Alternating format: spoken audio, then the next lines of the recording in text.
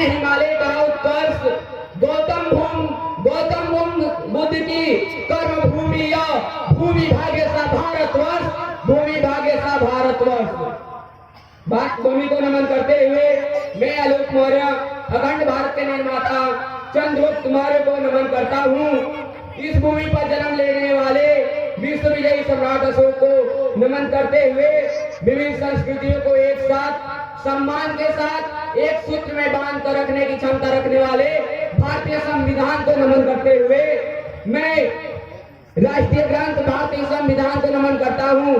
तत्पश्चात इस कार्यक्रम में आए हुए आप सभी भाइयों एवं बहनों का वंदन, अभिनंदन एवं हार्दिक स्वागत करता हूँ कि मैं एक छोटी सी बात से एक बड़ी बात का पहचान देने जा रहा हूँ कि हम उस देश के निवासी हैं, कि हम उस देश के नागरिक हैं जहाँ चक्रवर्ती चंद्रगुप्त और सम्राट अशोक जैसे राजा हुआ करते थे।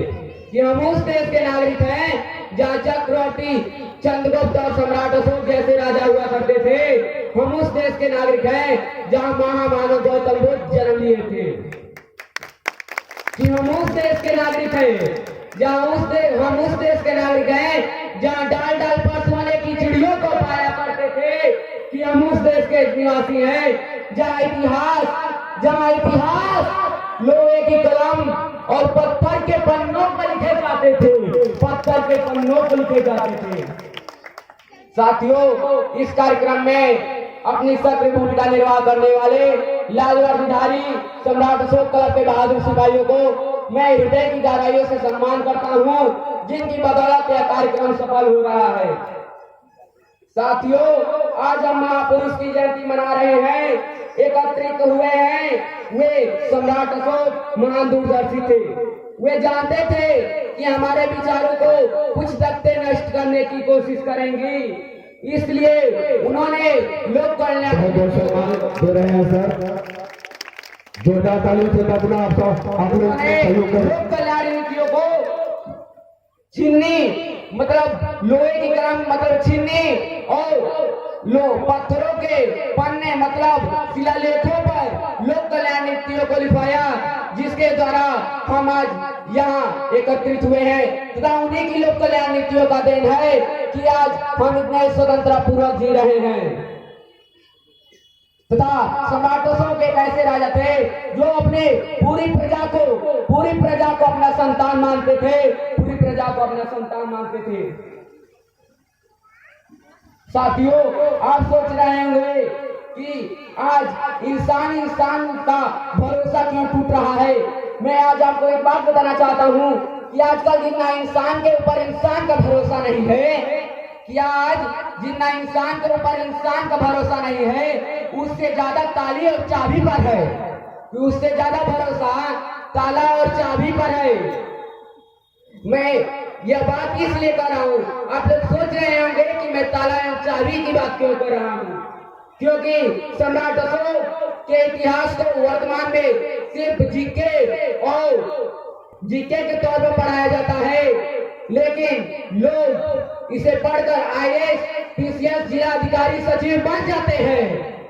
आईएएस, जिला अधिकारी और सचिव बन जाते हैं, लेकिन वे ये भूल जाते हैं कि जिस लोक कल्याण नीतियों और जिसके बारे में हमने पढ़कर ये पदवी हासिल की है, यदि उनको एक बार वो याद कर लेते तो वो उसका जिला एकदम धन्य हो जाता और भारत का पहला जिला होता, जो पहले भारत का पहला जिला होता जहाँ पर ताला एवं चाबी की नहीं, वहाँ पर लोग मानवता के और प्रेम सद्भाव के जीते रहेंगे।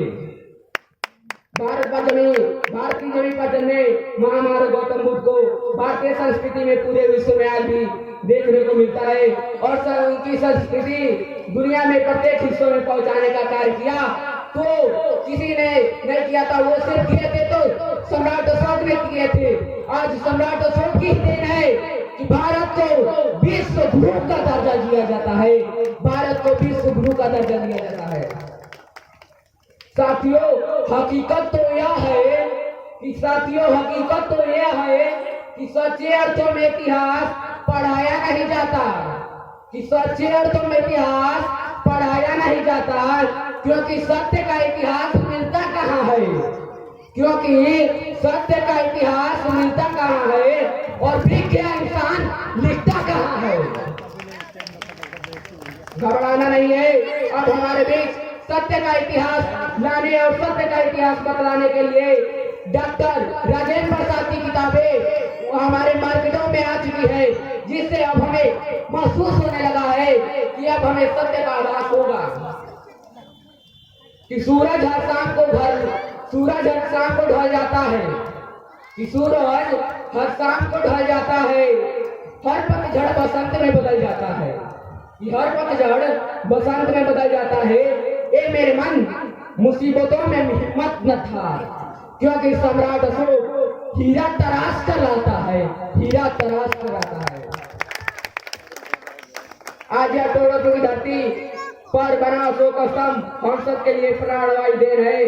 धन्य है यहाँ की धरती एवं धन्य है यहाँ के लोग, जिन्होंने धरती पर अशोक स्तंभ बनवाकर इतिहास रचने का काम किया है, इतिहास रचने का काम किया है, जिनसे प्रेरणा लेकर एक नए इतिहास रचने की प्रेरणा मिलती है, जिससे हमें जोश मिलता है कि हम पुनः अशोक राज ला सकते हैं, जिससे हमें प्रेरणा मिलता है कि हम अपना अशोक राज ला सकते हैं। साथियों, मैं चंद पंक्ति से अपनी बात की समाप्ति करना चाहूंगा कि था सौर्य चमकता मौर्यों का, कि था सौर्य चमकता मौर्यों का, घनघोर बदरिया डरती थी, कि था शेर गरजता सीमाओं पर, कि शेर गरजता सीमाओं पर बिजली भी आए भरती थी, बिजली भी आए भरती थी। है खून वही इन नब्जों में, है खून वही इन नब्जों में, तुम वर्षों तक क्यों सोते हो, वो उठो धरा के फिर से पूछो, धीमे क्यों तुम चलते हो, धीमे क्यों तुम चलते हो। भारत भूमि पर धरती पर, भारत भूमि की धरती पर अब भी लाटे कुछ बाकी है, भारत भूमि की धरती पर अब भी लाटे कुछ बाकी है। रक्षा करना इन लाटों की सम्राट अशोक की यही निशानी है, सम्राट अशोक की यही निशानी है। बहुत बहुत धन्यवाद। जय भारत। जोरदार तालियों से स्वागत करें। और काफी उत्साहपूर्वक इस बच्चे ने अपना उद्बोधन रखा है। आइए हम